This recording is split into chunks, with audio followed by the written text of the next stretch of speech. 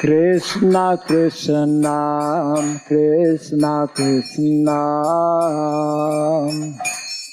Krishna Krishna Krishna Hare Krishna Krishna Krishna Krishna Krishna Krishna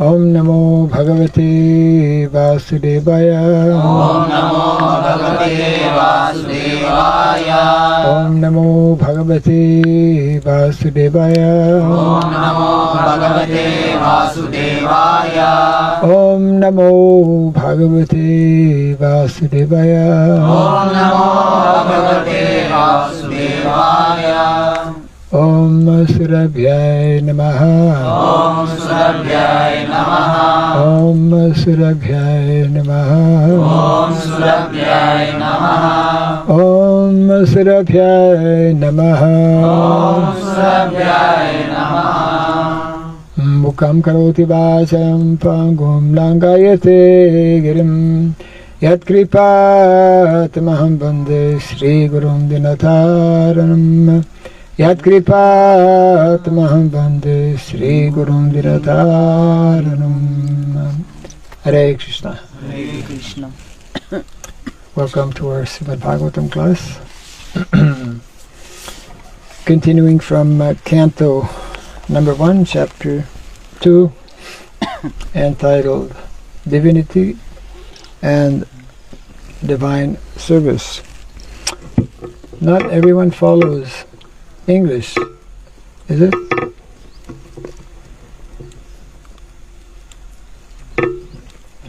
Only one or two?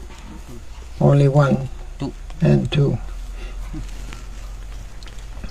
So they will just imbibe the sound vibration. What is normally done, they can sit together beside somebody like in the back who can translate a little bit, at least a few words.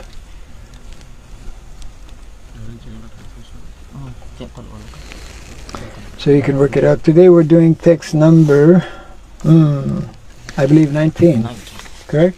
Yes. 19. 1.2.9. 19, yeah.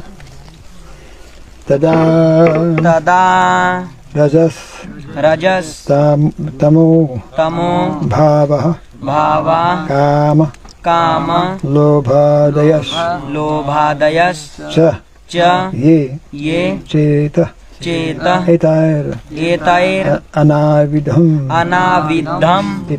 Sthitam Sattve Prasidati Tada Rajastamo Bhava Kamalobhadayaschaye Cheta Etairana Vidham Sthitam Sattve Prasidati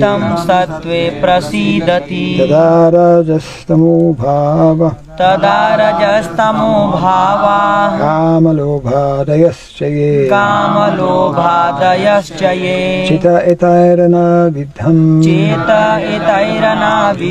Sthitam Sattve Prasidati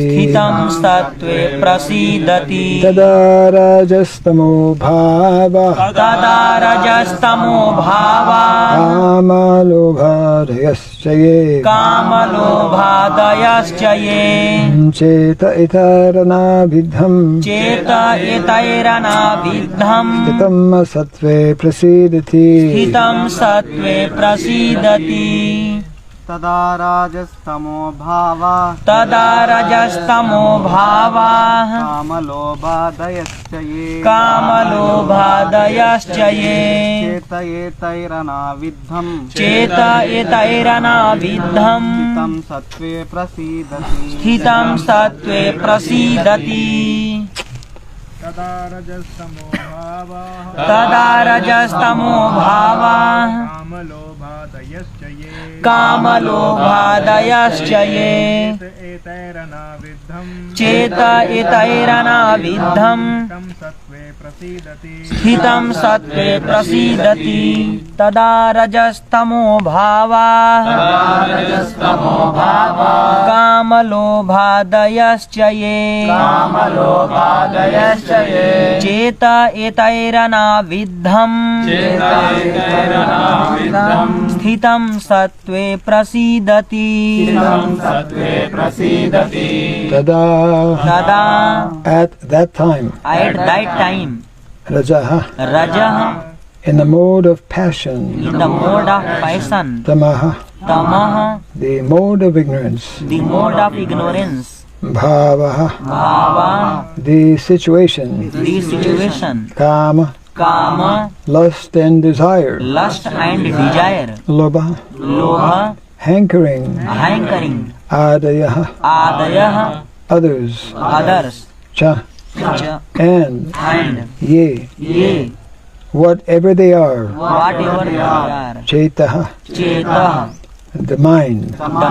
Etai. By these. Anavidham. Without being affected. Stitam. Being fixed. Sattve. In the mode of goodness. Prasidati. Thus becomes fully satisfied.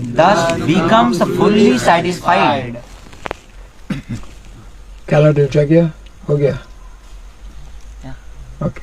He told I will give. Your expansion. Representative. Translation and purport by His Divine Grace, A.C. Bhaktivedanta Swami, Srila Prabhupada ki Jai. As soon as irrevocable loving service is established in the heart, the effects of nature's modes of passion and ignorance, such as lust, desire, and hankering, disappear from the heart. Then the devotee is established in goodness, and he becomes completely happy. Kindly repeat after me.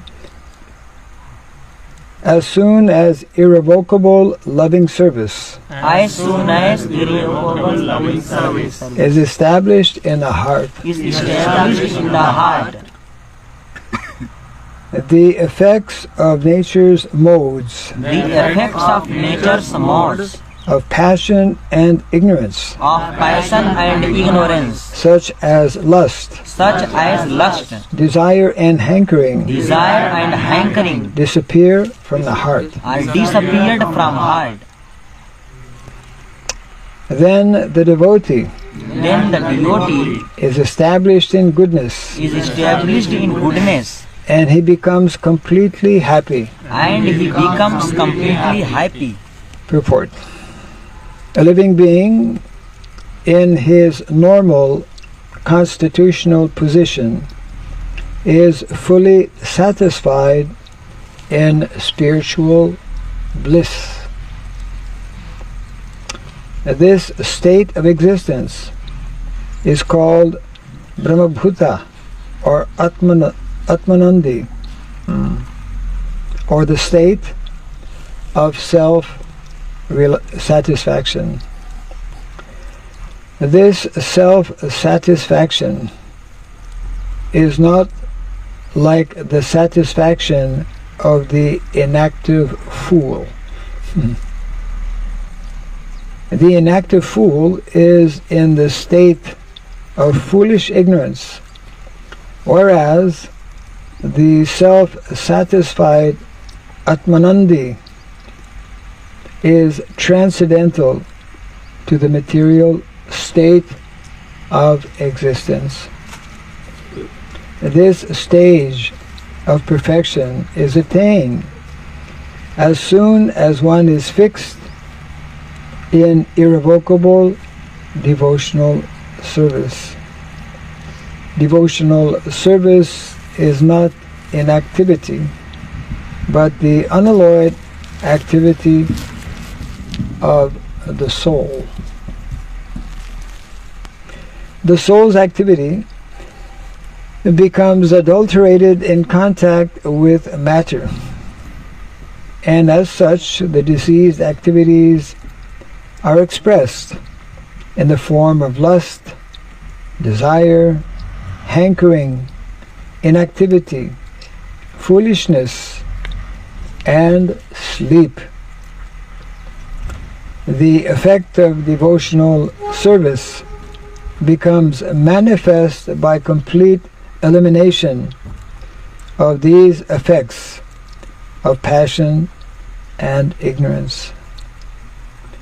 The devotee is fixed at once in the mode of goodness, and he makes further progress to rise to the position of Vasudeva, or the state of unmixed sattva, or Shuddha sattva. Only in this Shuddha sattva state can one always see Krishna eye to eye by dint of pure affection for the Lord. A devotee is always in the mode of unalloyed goodness. Therefore, he harms no one.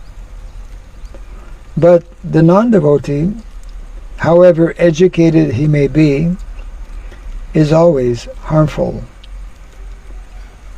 A devotee is neither foolish nor passionate.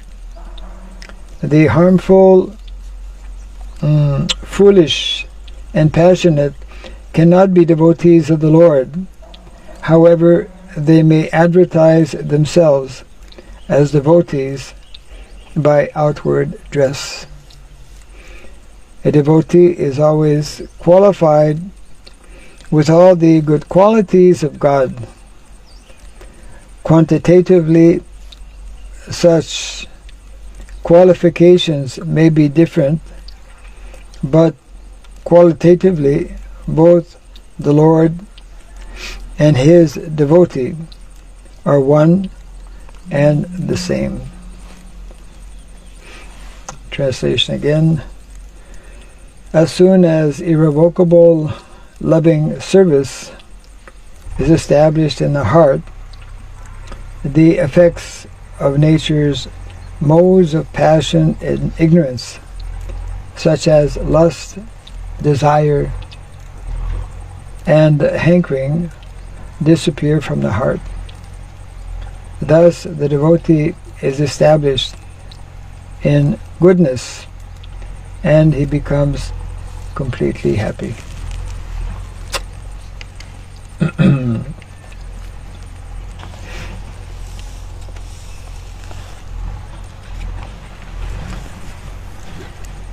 So this is the simple formula how we can actually again regain our constitutional nature of being happy, not some of the time, but of being happy all of the time. Because that is the natural and eternal constitutional position of the Lord, of the living entity, and of course of the Lord. We inherit those qualities. They are actually within us. They are hidden within us, covered. So that's why in the Bhagavad Gita a very clear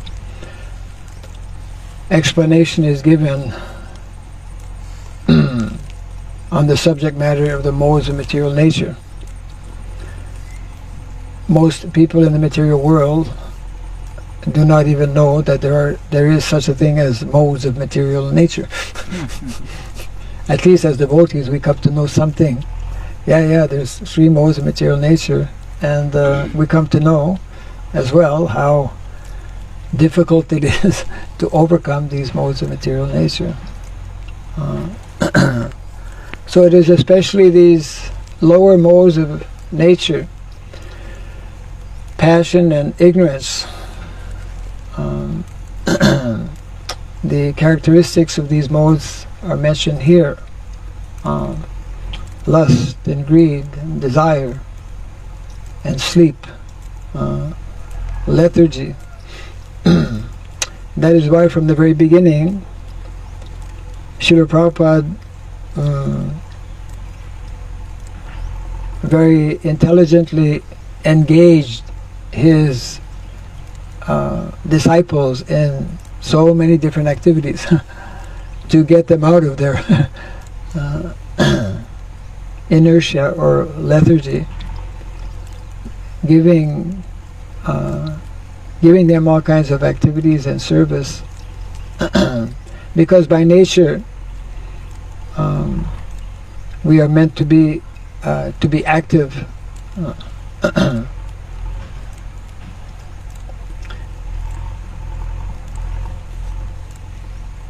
The instruction is nicely being given here that the more we how to rise above these modes of passion and ignorance is to engage in devotional service, is to have that good fortune of coming in contact with devotees. And in the early days, I don't know if it's still like that, but whenever someone would join a temple, his first service was usually washing dishes in the kitchen or cleaning the floor, doing some very menial service which for some people well, actually is meant to help us become humble, because our disease, our problem is that we are proud. We are proud. We are proud and we are envious. And that is why in the Bhagavad Gita, Krishna explains to Arjuna, we have the Bhagavad Gita right here, you can find it, 9.1. Idam tute guyatamam pravakshyami anusuyave. Then you read. idam tute guhyatamam pravakshyamyan suyave jnanam vijnana sahitam yaj gyatva mokshase shubhat. Translation. The Supreme Personality of Godhead said, "My dear Arjuna, because you are never envious of me, I shall impart to you this most confidential knowledge and realization, knowing which you shall be relieved of the miseries of material existence." Yes. So this is a prerequisite actually to to receive this transcendental knowledge. We have to rise above, especially the mode of passion and ignorance, and it means we have to purify our consciousness, and that purification is done very rapidly, very quickly, the more we actually take up the practice of devotional service, because devotional service is actually enabling us to come in contact with Krishna. Devotional service is not different from Krishna. When we perform devotional service, we come in contact with Krishna.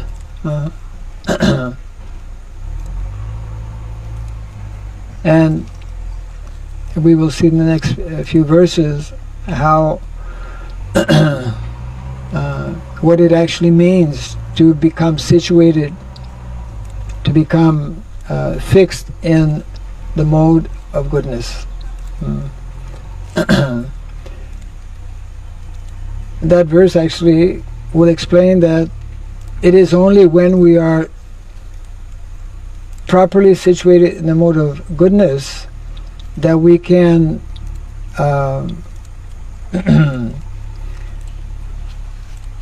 purify those activities of devotional service. Before that, we're performing devotional activities. They help us to become purified, and when we are fortunate to come to the level of goodness, then we can, with more concentration, more attention, perform those activities of devotional service. What does it mean? What does it mean to be situated in the mode of goodness?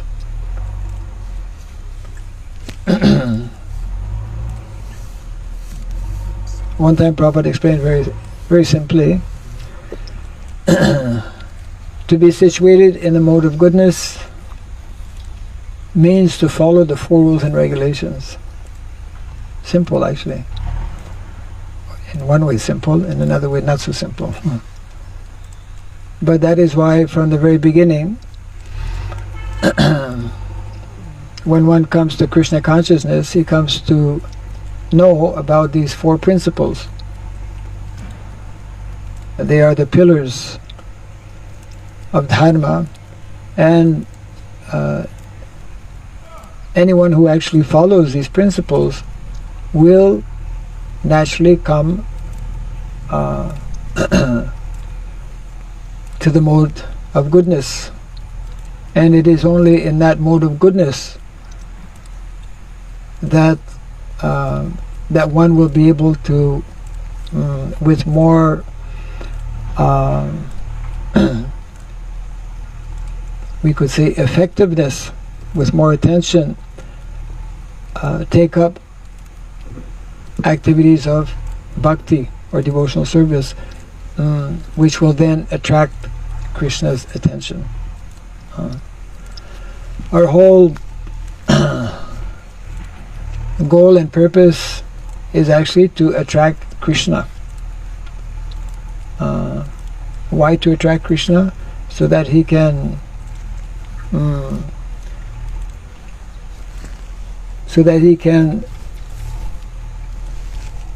give us blessings, or so that he can give us his mercy to completely transcend even the mode of goodness.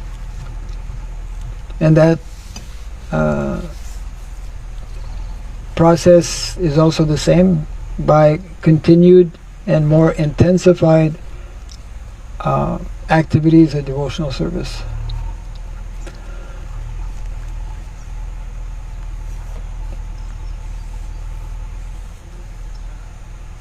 I think we were just reading, maybe, I forget in which class now, I think in the speaking about Varnasrama, Prabhupada giving the example of railway, how keep the wheel turning. The Lord's mission is actually a whole very involved activity where everyone has a role to play and everyone can become fully engaged. And it is only by becoming fully engaged that the Lord's mission will actually progress, and that the Lord will take notice and help us to become even more purified.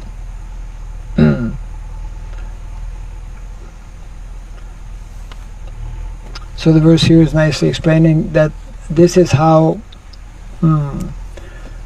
one can reinstate oneself, not simply in what we hear generally as Ananda or Brahmananda. That is, of course, there in the Bhagavatam also. Na sochati na kanchati. Brahma bhuta prasanatma na sochati na kanchati. But actually, higher than this state of na sochati na kanchati, no lamentation, no hankering, there is that higher state of from Ananda, from Brahmananda. Brahmananda, of course, is a very elevated state of consciousness because it brings us beyond the bodily platform. Brahmananda. Aham Brahmasmi. I am eternal spirit soul. But beyond that understanding, that simple understanding, and this is what is especially for those who are connected with Lord Chaitanya Mahaprabhu's mission, beyond the state of Brahmananda is what awaits the devotees, the state of Premananda. Prema. That is also nicely explained by Srila Jiva Goswami in his Sat Sandarbhas. His last Sandarbha is Priti Sandarbha. So there's a very systematic three-layered process which when we follow that process, then we will come to the desired destination. And the first of that process is nicely explained by Lord Chaitanya Mahaprabhu and by all of the acharyas coming in disciplic succession. That is the beginning level of sambandha, or understanding, gaining a deeper understanding of our identity and of our relationship on the spiritual level. Our relationship with Krishna, our relationship with Krishna's devotees, our relationship with Guru, our relationship with other living entities.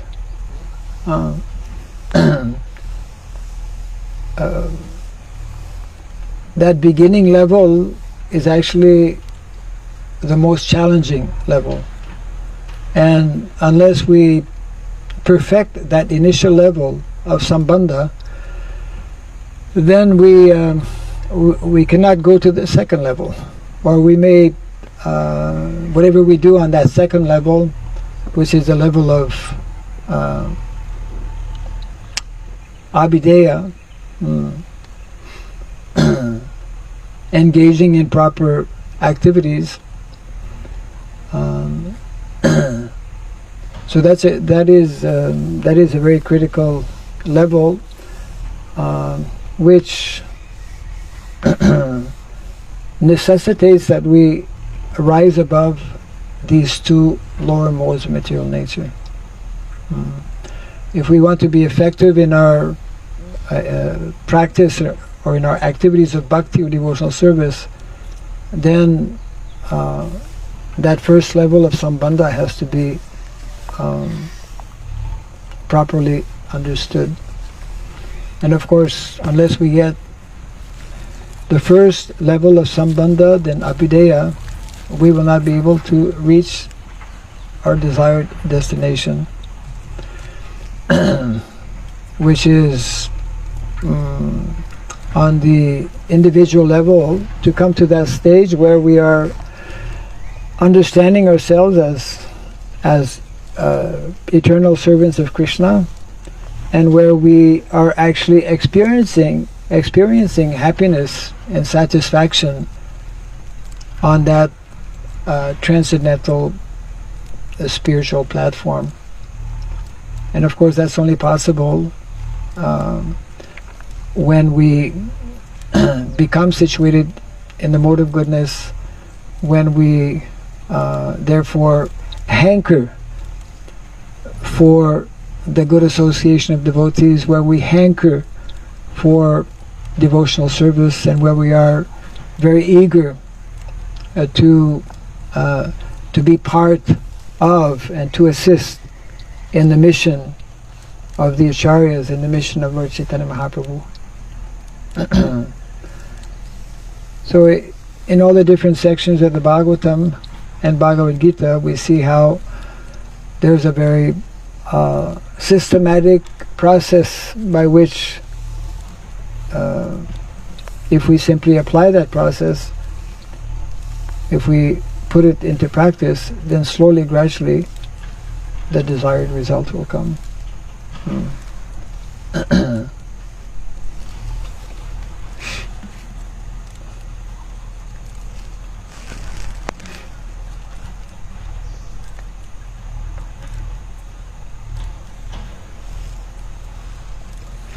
I'll read the verse again here. As soon as irrevocable loving service is established in the heart, the effects of nature's modes of passion and ignorance, such as lust, desire, and hankering, disappear from the heart. Then the devotee is established in goodness, and he becomes completely happy.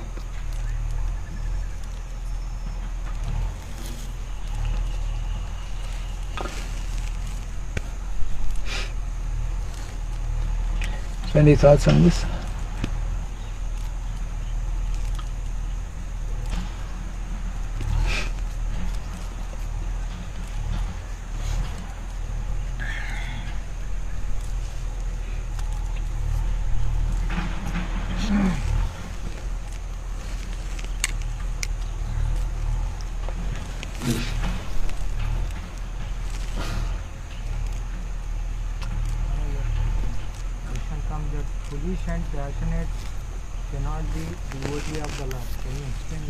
What is that?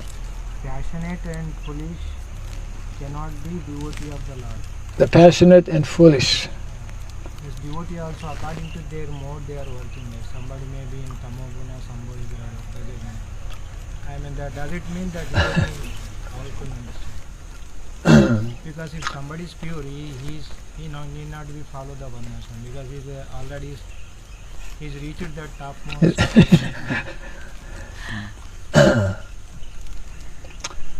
Devotional service, we are, anyone, for example, chanting the holy name is a devotional activity. One does not have to receive initiation. I mean, we chant, we are told to chant, we practice chanting before becoming initiated. Many people come in contact with the Hare Krishna Mahamantra sometimes even before meeting devotees.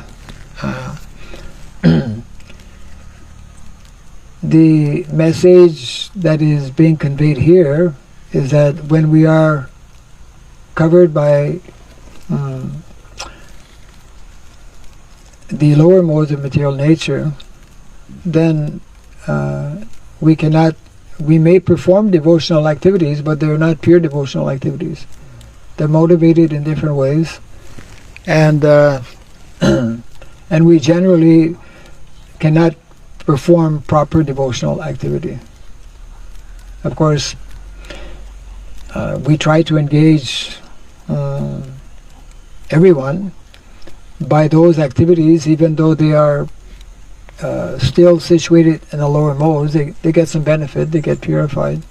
But the full benefit of performing devotional service and of coming to the platform of performing pure devotional service is when our consciousness is above the mode of passion and ignorance, isn't it? So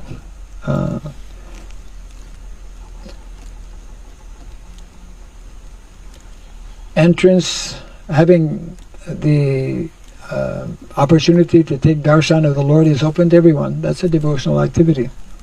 Even people who are completely in the modes. One devotee was mentioning how for so long I could not understand Bhagavad Gita. I mean, I think before becoming a devotee, I was reading, but I could not understand anything.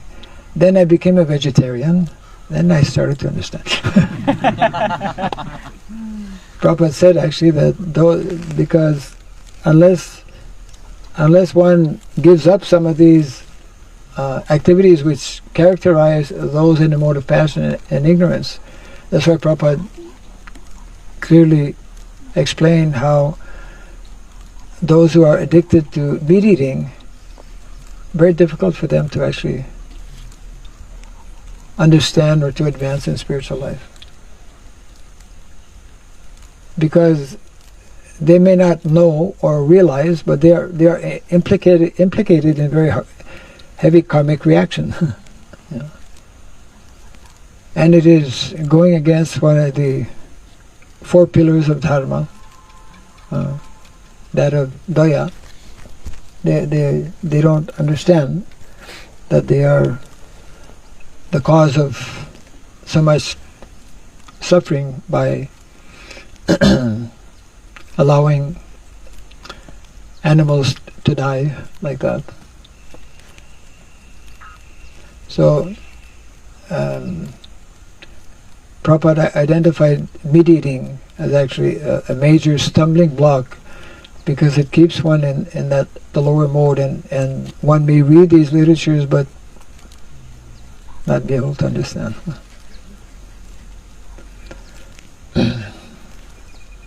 Yes. Maharaj, while doing devotional service, sometimes we are preoccupied with some other work. This is your question or somebody's? Some devotee sent. Okay. There's some private messages going on. My friend sent me this. Okay, go ahead.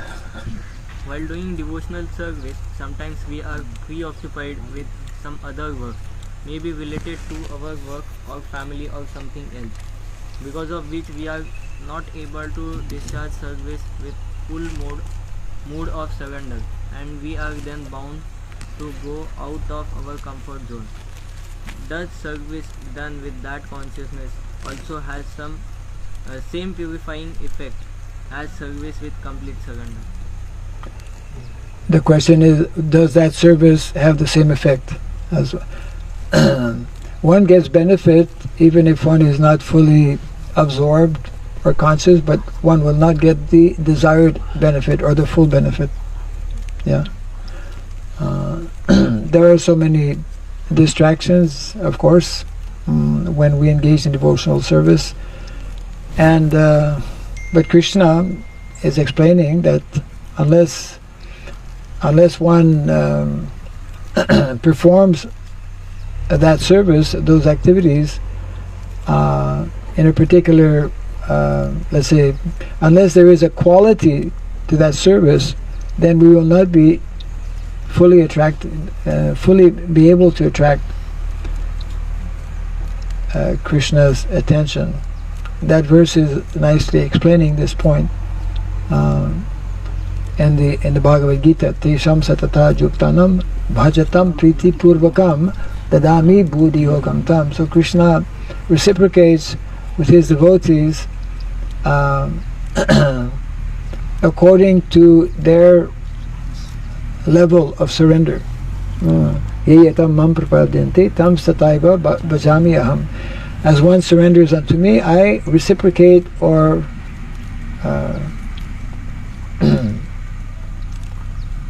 engage in exchange with him as well. So there's never any loss in any activity of devotional service, but the desired result will depend on how diligently or how attentively we perform that service. Yeah.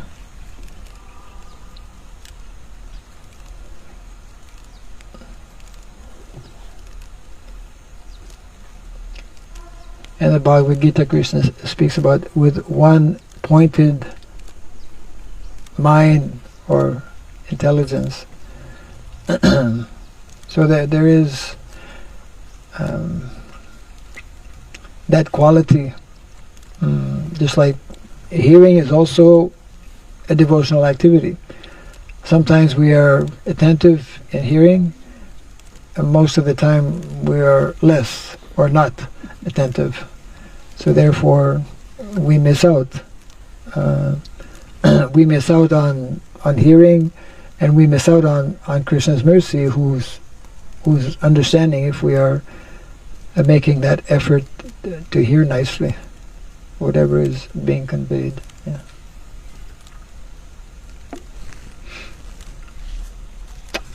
Any other? Yes. Day before yesterday's was Day before yesterday's verse. Aradhana. Pending question. Yes. Aradhananam sarvesham. Mm. So the people in general, most of the people, they are engaged in the service of Lord Shiva in our area and here somewhere. Yes. They also may say we were the Bhaktas. bhaktas of the pure devotee of Lord Vishnu, but their intention is different because the Lord Shiva is Ashutosh. Yes. So For gain. For gain of that. yeah. So how to understand? They also may debate us, and we are the pure Vaishnavas, and our process is also very, as told in the Purana. So you have friends who are convincing or trying to argue with you that Lord Shiva is a pure Vaishnava. We are worshipping pure Vaishnava, so we should be okay. I mean, because Krishna says, more important, I'm more inclined to my devotee who engage in worshipping my devotee, as opposed to worshipping me directly.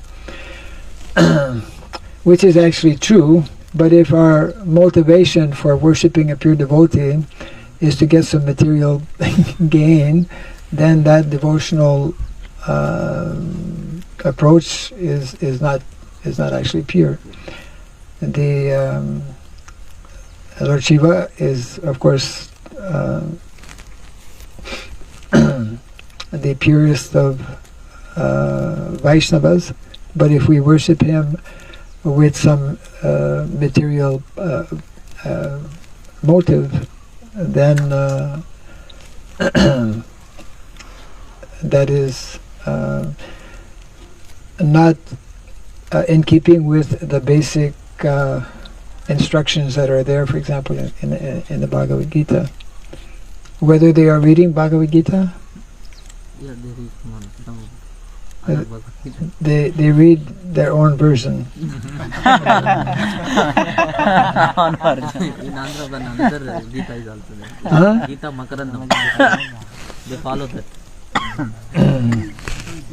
Well, unless one receives the message that we were discussing this point in Guru Parampara, then that message will be distorted. So you can give them a lot of prasadam and also invite them to read this version of the Bhagavad Gita. The Bhagavad Gita as it is, as opposed to as it is not. Maharaj, can we worship him without expecting materialistic nature? Yes. We can we worship Lord Shiva without? We worship Lord Shiva. Yes. Lord Shiva is in Vrindavan. He's you have to, whenever Lord Chaitanya would travel in South India, he would, so many temples are there, so many Shiva temples are there, and he would stop, take darshan, and offer his full respects. So if we happen to visit a temple of Lord Shiva, these are all agents or personalities who are serving Krishna in different ways. So they are worshipable, but we worship them as servants of Krishna, not for some, as most people do, some material gain or profit. Yeah. And because Krishna explains in the Bhagavad Gita that if one simply worships him, because he is the source of all of all incarnations and the source of everything and everyone, then it's not necessary to separately, just like we don't have in our temples murtis of Lord Shiva. We don't worship the Shiva Lingam in our temples. But if we happen to visit a temple of Lord Shiva, we should take darshan, and we should offer our respects and our dandavats as well.